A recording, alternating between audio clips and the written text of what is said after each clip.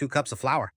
The best pizza made with whole wheat flour. Look at how beautiful and perfect it is, top and bottom. The most delicious pizza in the world made with whole wheat flour. Come on, let's check out the best pizza together. Here it is. Let's say Bismillah. I get a kilo of whole wheat flour from the spice shop or a trusted place, and I grind it at home in my own mill. That way, I can be sure it's perfect and hasn't been tampered with or anything like that. I add 1.5 tablespoons of salt, which is 8 grams, to 2 cups of whole wheat flour. I add 2 tablespoons of yeast, 8 grams, with 2 tablespoons of sugar, 10 grams, mix them together and leave them for at least 10 minutes. I make sure the yeast is activated and started working. And finally, I add 2 tablespoons of olive oil, 20 grams.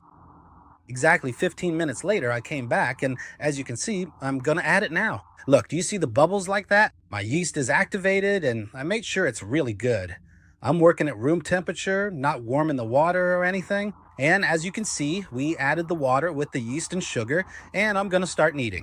Some people don't want to knead. You don't have to knead.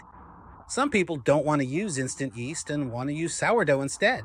With these same ingredients, just add 50 grams of sourdough starter. And if you haven't seen the sourdough with whole wheat flour, write to me for the sourdough dough recipe. As soon as I bring the dough together with the spoon, I'll add my oil to it, and I'm not needing much. I want the dough to come together, just like you see here. I'm adding the olive oil to it. And you can use any kind of fat because some people tell me they don't have olive oil. Just use whatever fat is allowed for you. I'll let it rise for half an hour.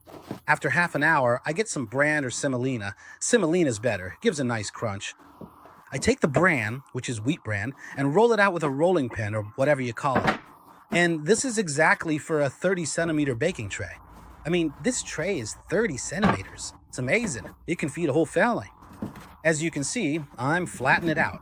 Then I take a fork and poke holes in it because this isn't like regular flour dough.